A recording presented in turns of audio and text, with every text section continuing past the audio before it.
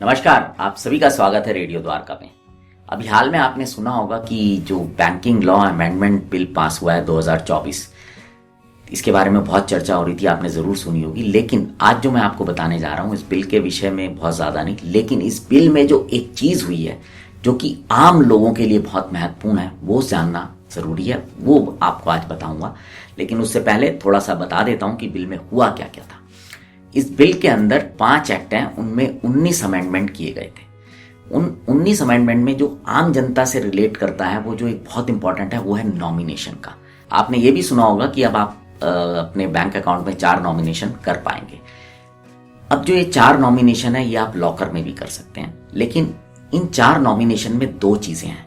एक है successive nomination, दूसरा है साइमल्टेनियस नॉमिनेशन। ये दोनों नॉमिनेशन के ऑप्शन रहेंगे आपके पास, लेकिन इसमें एक बहुत छोटा सा डिफरेंस है। जो सक्सेसिव नॉमिनेशन है उसका मतलब ये है कि जब आप 4 नॉमिनी करेंगे अपने, तो उसमें आपने 1 नंबर, 2 नंबर, 3 नंबर, 4 नंबर लिखा। अब ये जो 4 जब आपने लिखे, तो कल को अगर कभी कुछ होता है, जो मेन होल्डर है, बैंक अकाउंट होल्डर, उस स्थिति में जो नॉमिनेशन में पहला जिसका नाम है, वो उसके लिए हकदार होगा। आपको ध्यान होगा जब कोविड आया था तो उस समय ऐसे बहुत सारे परिवारों को ये सामना करना पड़ा था, जब कई लोगों की जो है असामयिक मृत्यु हो गई थी। तो तब ये दिक्कत आ रही थी, तो इसको ध्यान में रखते हुए एक तो नॉमिनेशंस को बढ़ाया गया और सक्सेसिव नॉमिनेशन भी शुरू किया। अब दूसरा ऑप्शन आता है साइमल्टेनियस नॉमिनेशन का। इसमें भी आप फर्क जो है वो ये है कि आप पहले 4 नाम लिख सकते हैं, लेकिन उन 4 नाम को आप परसेंटेज रेशो दे सकते हैं कि कौन कितने परसेंट का नॉमिनी है, कौन कितने परसेंट के लिए क्लेम कर सकता है या हकदार होगा।